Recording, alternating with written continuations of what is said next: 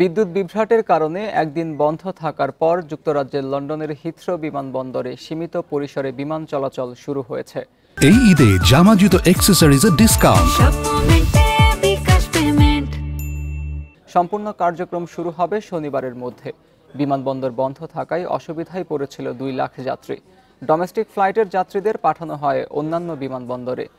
এ কারণে যাত্রীদের কাছে ক্ষমা চাওয়ার কথা জানিয়েছেন হিথ্রোর প্রধান নির্বাহী। এর আগে বৃহস্পতিবার বিমানবন্দরটির পাশের একটি বৈদ্যুতিক উপকেন্দ্রে আগুন ধরে যায়। তাই যাত্রী ও কর্মীদের নিরাপত্তার স্বার্থে শুক্রবার স্থানীয় সময় রাত 11:59 পর্যন্ত বন্ধ ছিল বিমানবন্দর। এতে বাতিল হয়েছে 13 শতাধিক ফ্লাইট। ইউরোপের ব্যস্ততম ও বিশ্বের 5ম ব্যস্ততম বিমানবন্দর হিথ্রো।